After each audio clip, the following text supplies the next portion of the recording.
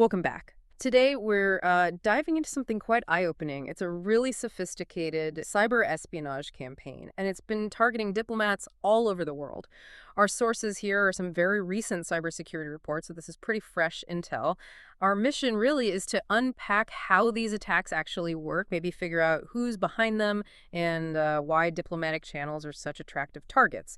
Hopefully give you some insights into the risks out there in our, well, very connected world. And it really does highlight how significant these cyber threats have become, especially in geopolitics. What we're seeing here, it's not just, technical hacking. It's this blend, a blend of serious tech skills and, frankly, a pretty sharp understanding of human behavior in these high-stakes situations. Okay, yeah, let's unpack this, like peeling back layers. So the core finding seems to be this: an Iran-linked hacker group. They're specifically tying it to Homeland Justice, which, well, experts often see as a state-sponsored front, right? That's the general consensus, yes. Yeah. And they've launched this global spear phishing campaign. And spear phishing, just to be clear, that's not your average spam. It's very targeted, very personalized email attacks aimed at specific people. Exactly. And the targets are broad in scope. Yep. Embassies, consulates, international organizations, pretty much across the board. So what's the method? How are they actually doing it?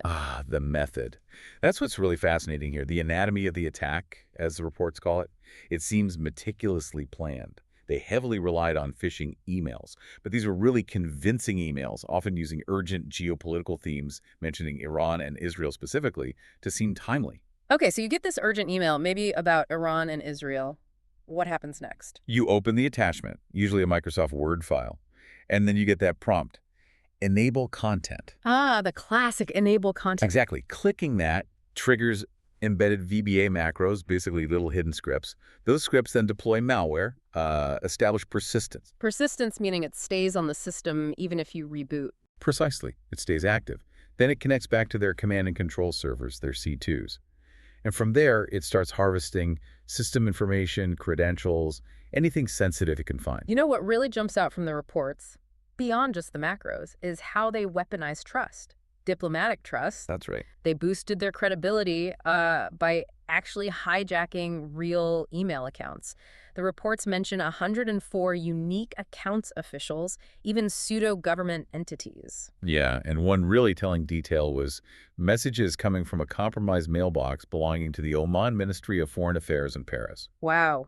So imagine getting an urgent email from the Oman MFA in Paris asking you to enable content. In that fast-paced diplomatic world, you might just click it. They absolutely bank on that pressure, that existing trust network. It's clever in a, well, malicious way. Okay, so the technical side is complex, but this familiar playbook idea you mentioned, how sure are we about the attribution? Couldn't someone else just be copying Iranian tactics? That's a fair question.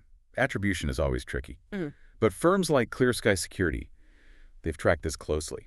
They see strong resemblances to other known Iranian campaigns, like one in 2023 targeting the MEK group in Albania. Okay. The reports point to specific recurring techniques, certain ways of hiding the code, the pattern of compromising state-linked accounts. It builds a kind of signature. And that signature, analysts feel, points strongly back to Homeland Justice acting, likely on behalf of Tehran. The overlapping evidence makes it compelling. So bringing it back to the listener, what's the big takeaway here? What does this mean for, well, for everyone? I think it underscores that these diplomatic channels, precisely because they rely so much on trust and quick communication, they're inherently vulnerable, prime targets. Yeah, it turns the very nature of diplomacy, that need for trusted, urgent communication, into the weak point. Every inbox becomes a potential entry point. Exactly. And if you connect it to the bigger picture, it just shows how state-aligned groups are constantly refining ways to exploit the human element. Email isn't going away, and neither is this kind of attack. Embassies, ministries, they're right there on the front line of this ongoing geopolitical cyber conflict. So wrapping up, what we've really seen today is how these attacks aren't just code. They're this sophisticated blend of technical exploits and a deep, kind of chilling understanding of human trust, especially in these high-pressure environments. Absolutely. This deep dive really shows how even familiar tactics, things like phishing, can pose major national security risks when done with precision and that psychological edge. It makes you think, doesn't it? What does this tell us about how warfare itself is changing? And maybe for you, the listener, to consider, where do you think the next front line will emerge in this digital age?